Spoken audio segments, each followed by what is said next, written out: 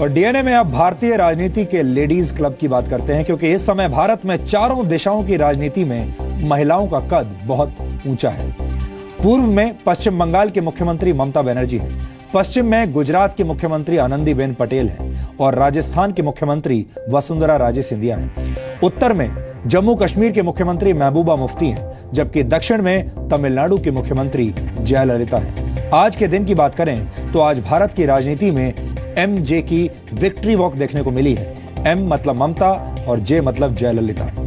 वैसे ज्यादातर लोगों के लिए एमजे का मतलब माइकल जैक्सन होता है और उनकी मून वॉक काफी मशहूर मानी जाती है, लेकिन भारत की वर्तमान राजनीतिक स्थिति में एमजे का मतलब होना चाहिए ममता बनर्जी और जयललिता, और उनकी विक्ट्री वॉक को आप मून वॉक भी कह सकते हैं। वर्ष 2011 के बाद आज एक बार फिर साबित हो गया है कि ममता बनर्जी, जिन्हें लोग प्यार से दीदी बुलाते हैं, वो दीदी नहीं असल में दादा है। पश्चिम बंगाल में बड़े भाई को दादा कहा जाता है और ममता बनर्जी ने पश्चिम बंगाल के तमाम राजनीतिक खिलाड़ियों को अपने सामने झुकाकर अपनी ये स्थिति बना ली है। यहां पर यह समझना जरूरी है कि आखिर पश्चिम बंगाल में ममता बनर्जी पर भरोसे के मायने क्या है। ममता बनर्जी ने पश्चिम बंगाल में कांग्रेस और लेफ्ट की रीढ़ की हड्डी तोड़ दी है। ये नतीजे बता रहे हैं कि ममता बनर्जी की जन उपयोगी नीतियां जनता तक सही तरीके से पहुंची है।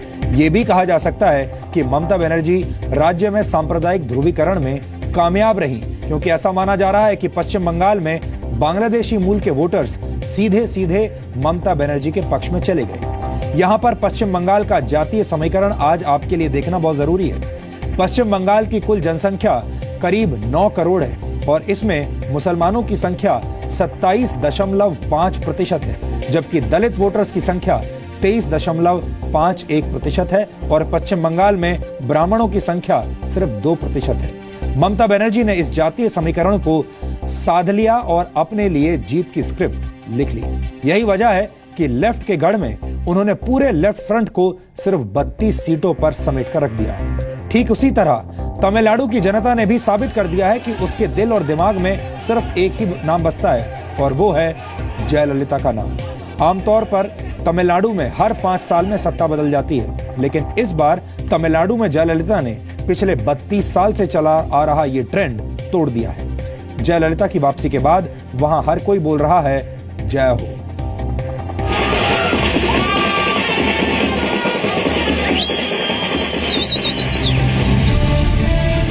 मां से ममता,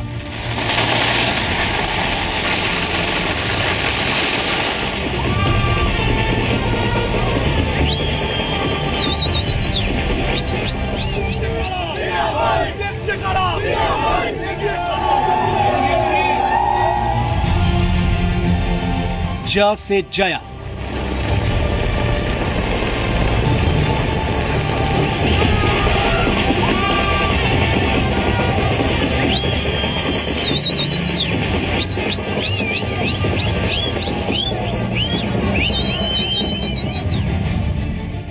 भारतीय राजनीति में एमजे की विक्ट्री वॉक।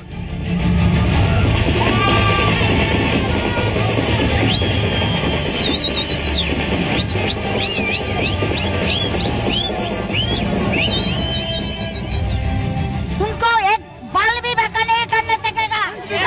मानुष का जीते, बंगाल का उन्नयन का जीते, सूरज डूब गया, लाल यहाँ से खत्म, कांग्रेस का दिया बुझ गया। माँ माटी मानुष, ये कलिजुग की माँ है ममता। जय हो माँ माटी मानुष की, जय हो तृणमूल कांग्रेस की।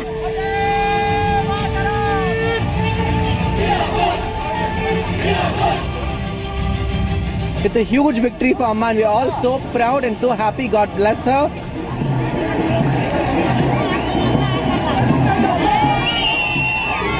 एक मशहूर कहावत है कि भगवान जब देता है तो छप्पर फाड़ के देता है।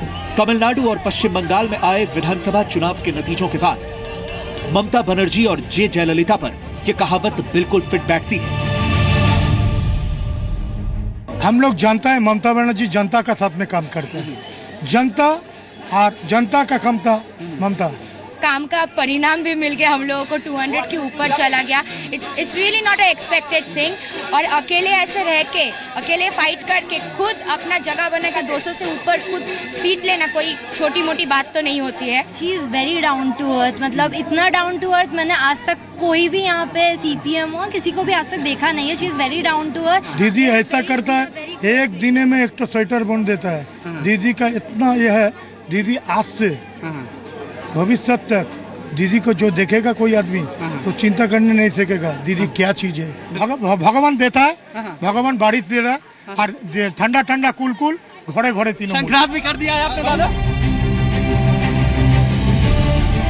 सबसे पहले बात करते हैं पश्चिम बंगाल की, जहां की जनता दीदी के लिए इस तरह दीवानी हुई कि तृणमूल कांग्रेस के लिए वोटों की बरसात कर दी। It is the magic of the people. At the end of the day, public is the masterminded people, and they are the main men. Not masterminded, they are the men. They are the makers. That who will rule, who will not rule. It is the people are the first and last one. So it is their total their magic. पश्चिम बंगाल में मां माटी और मानुष के नाम पर vote मांगने वाली ममता बनर्जी की आंधी में क्या लेफ्ट और क्या कांग्रेस और क्या बीजेपी, तमाम पार्टियां तिनकों की तरह इधर उधर बिखर कर रह गई। मैंने पहले ही बता दिया, बीजेपी को साथ इडियोलॉजिकल हमारा फर्क है, हम उसके साथ नहीं जा सकते हैं। और CPM कांग्रेस तो हमारे खिलाफ में लड़ा है, हमने तो नहीं लड़ा, वो तो लड़ा है। उसको पूछिए, ये क्वेश्चन तो मेरे को पूछना नहीं चाहिए। प्रकाश कारात जी को पूछिए, जो काम केरला में कर सकता है बंगाल में क्यों नहीं कर सकता है। जनता ने जो करप्शन का बात उठाया था ये झूठा है।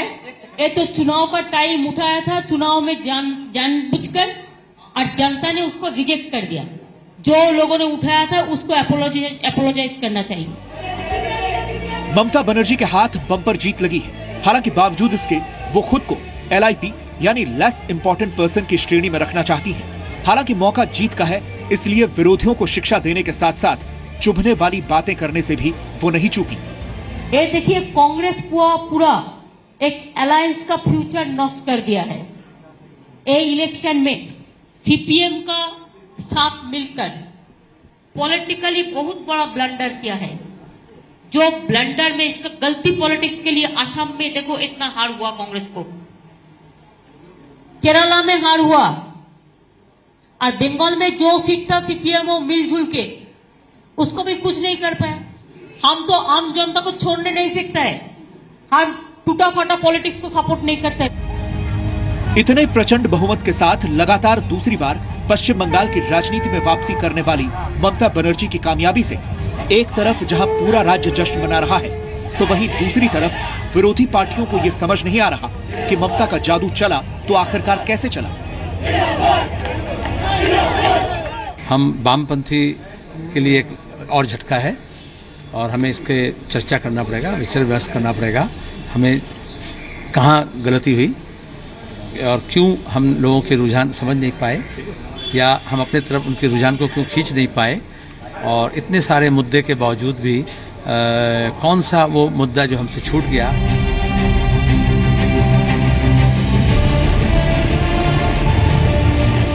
इस बीच तमिलनाडु के नतीजों ने वहां की राजनीति में एक नया अध्याय लिख दिया।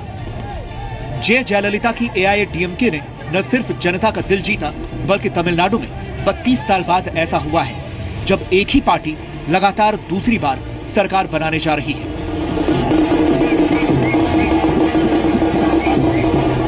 After 1984, no ruling party in the state has been able to win the elections and form the government a second successive time. I have no other interest in life except working for the people of Tamil Nadu. I will strive to fulfill all the promises we have made to the people in our election manifesto. दशकों पुरानी परंपरा को तोड़ते हुए तमिलनाडु की जनता ने अगर एक बार फिर अम्मा पर भरोसा जताया है, तो इसके पीछे उनकी सोची समझी रणनीति भी रही है। हालांकि के करुणानिधि की पार्टी DMK से जयललिता की जीत बर्दाश्त नहीं हो रही है। the people of Tamil Nadu's mandate was for DMK. But unfortunately, the crores and crores of money which was spent by Jayalalitha as well. वैसे इस बात से कोई इनकार नहीं कर सकता कि जीवन के संघर्ष से सत्ता के केंद्र तक और सत्ता के केंद्र से कानून की कैद तक जयललिता की कहानी उनकी ही तरह एकदम फिल्मी रही है। इस बार चुनावी नतीजों से पहले आए तमाम एग्जिट पोल्स भी AIADMK की हार ही बता रहे थे, लेकिन वो सब गलत साबित हुए। सच तो यह है कि जयललिता के सामने आज भी उनकी पार्टी नतमस्तक है। उनके समर्थक आज भी उनके लिए आंसू बहाते हैं और उनके समर्थक आज भी उनके लिए जश्न मनाते हैं। कोलकाता से ब्रह्म प्रकाश दुबे के साथ प्रसाद भूसेकर, जी मीडिया, चेन्नई। समझदार नेता जीत से भी सीखते हैं और हार से भी सीखते हैं। ऐसा नहीं है कि सबक सिर्फ हारने वालों को ही सीखना चाहिए, जीतने वालों को भी इस नतीजे से सबक सीखना चाहिए और इसी आधार पर 2019 के लोकसभा चुनावों की तैयारी करनी चाहिए।